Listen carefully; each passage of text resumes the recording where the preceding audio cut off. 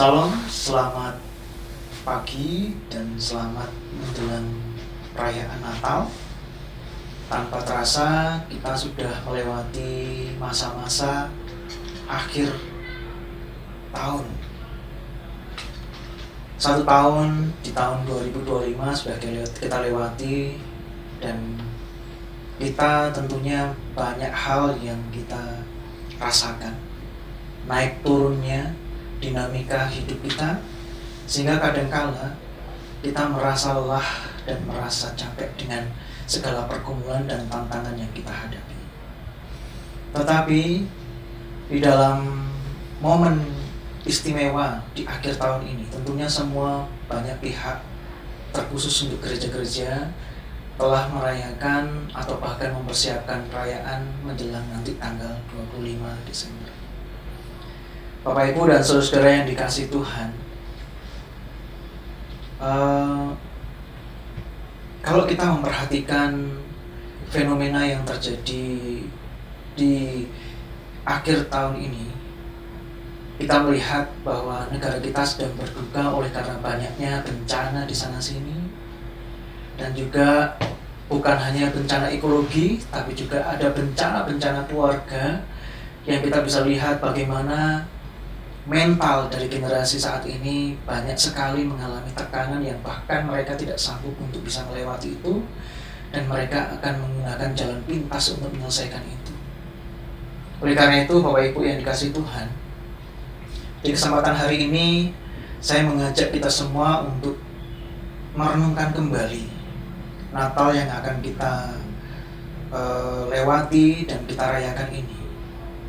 Jangan sampai apa yang mestinya perayaan ini digunakan untuk mengingatkan kita, menumbuhkan pengharapan kita, ini tidak akan sirna. Pada kesempatan hari ini saya memberikan tema dari renungan hari ini. Saya berikan tema adalah Natal adalah pengharapan yang kekal dari Allah. Itu yang sudah Dia berikan 2025 tahun yang lalu. Dari tahun ke tahun kita pernah melewati dan merayakan peringatan ini. Cuman sayang, seringkali perayaan ini hanya sebatas berhenti pada celebration, mengganti baju lama menjadi baju baru, terus kemudian entah kita atau pergi ke rekreasi atau apapun. Atau bahkan kita terjebak kepada ritus-ritus agama saja yang hanya sebatas budaya yang hanya kita saksikan dan kita nikmati. Apakah salah kalau kita merayakan Natal dengan kebahagiaan, dengan makan-makan, dengan kita berbagi sesuatu dengan saudara kita?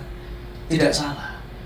Tapi kalau Natal hanya berhenti di sini, maka tujuan utama peringatan ini diberikan kepada kita, perayaan ini diberikan kepada kita, itu akan hilang, dan kita akan bisa merasakan dampak dari kesusahan massal yang diakibatkan kejatuhan manusia itu tidak akan pernah sirna di dalam diri kita.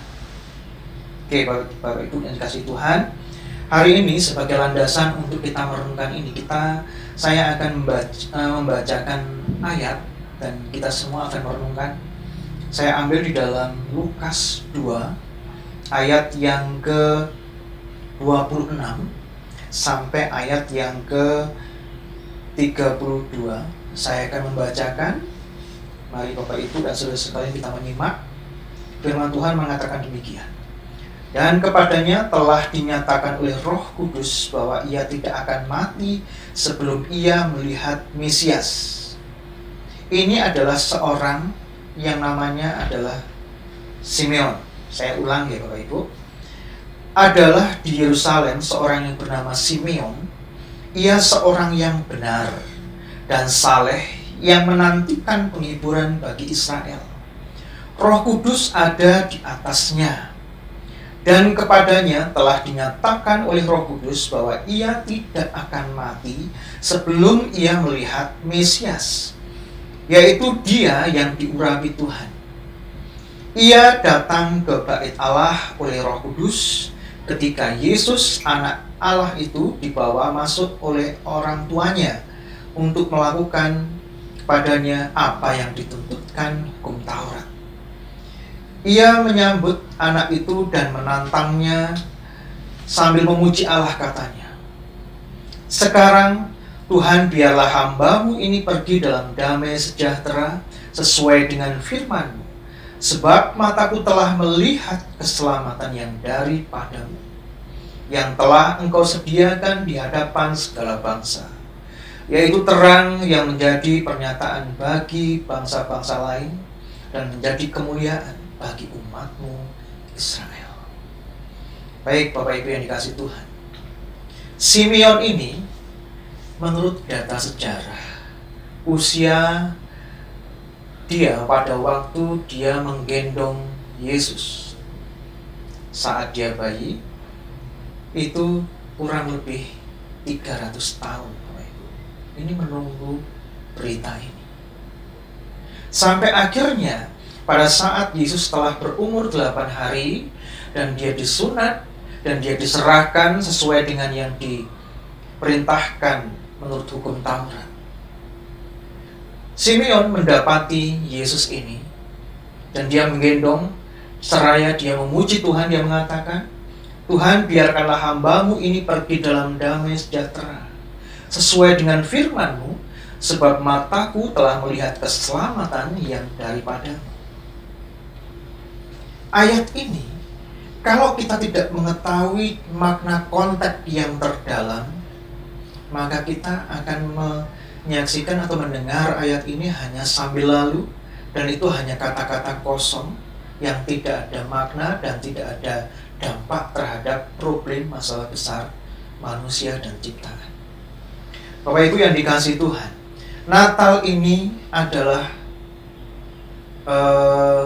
semacam jawaban terhadap problem masalah besar manusia semenjak manusia jatuh ke dalam dosa. Dosa telah menjalar ke seluruh ciptaan dan itu menghasilkan kefanaan makhluk dan berakibat kepada kematian dan kemusnahan. Ini bukan bicara soal terjadi peristiwa yang sekejap. Natal bukan berhenti pada dosa bukan hanya berhenti pada peristiwa-peristiwa itu, tapi dia melahirkan kerusakan, penderitaan, sehingga ini butuh jalan keluar. Dan Natal ini adalah peristiwa yang ditunggu dan dinantikan oleh semua umat manusia. Artinya bahwa seluruh penderitaan akibat dosa itu akan segera teratasi. Dan manusia dan seluruh ciptaan dikembalikan kepada maksud dan tujuan Allah menciptakan kita semuanya. Oleh karena itu Bapak Ibu yang dikasihi Tuhan, saya berharap Natal ini tidak berlalu begitu saja. Dan kita harus menyadari, waktu yang kita lewati ini tidak bisa kita putar balik atau kita berhentikan sampai di sini. Tidak bisa. Waktu yang kita lewati adalah semacam keniscayaan yang tidak bisa kita hentikan. Dan seluruh apa yang kita saksikan, termasuk saudara-saudara kita yang mengalami kerusakan dan bencana, apapun itu alasannya. Kita mendengarkan ada jerit tangis di sana, entah kerugian material atau kerugian sanak famili yang kehilangan, atau apapun itu. Tapi yang jelas penderitaan itu adalah bagian yang mestinya Natal kita ini juga melihat mereka. Dan pengharapan akan kelepasan dari semua penderitaan itu sudah dia kerjakan 2025 tahun yang lalu. Nah, Natal ini untuk mengingatkan itu. Hitungan waktu, Bapak Ibu yang dikasihi Tuhan, dengan hitungan waktunya Tuhan itu akan berbeda saat kita menyaksikan semuanya ini. Mungkin ada orang yang mengatakan, ribuan tahun mana tandanya Tuhan tuh memulihkan semuanya. Ingat Bapak Ibu yang dikasihi Tuhan, Kalau sampai hari ini kita masih bisa merayakan Natal, sampai hari ini kita masih diingatkan Natal, artinya kita diingatkan bahwa proses pemulihan dan upaya supaya kita bertobat itu masih tetap didengungkan. Karena Allah menghendaki seluruh umat manusia itu selamat. Oleh karena itu, biarlah perayaan Natal yang kita rayakan di akhir tahun 2025 ini akan mengingatkan kita kembali pada esensi yang sejati, dan itu tidak akan membuat kita semuanya menjadi lengah dan membuat kita menjadi tidak punya pengharapan, dan itu akan memukul seluruh kehidupan kita. Oleh karena itu, Bapak Ibu yang dikasihi Tuhan, Natal 2025 ini adalah harapan yang dulu pernah Dia berikan, dan itu adalah harapan kekal. Maka dari itu, dengan membawa makna Natal ini, dengan membawa sukacita Natal ini, mari kita bersama-sama rangkul saudara-saudara kita yang menderita, mereka yang terlunta-lunta, mereka yang di mana-mana yang membutuhkan pertolongan. Dengan semangat Natal ini, hapus air mata mereka, beri pengharapan baru mereka, dan ajak mereka untuk melihat terang itu, sehingga mereka akan bisa melihat pengharapan. Mereka bisa memiliki gairah kembali untuk hidup bersama-sama dengan kita bersama. Biarlah Natal ini akan menguatkan kita dan membuat kita semangat kembali bersama-sama dengan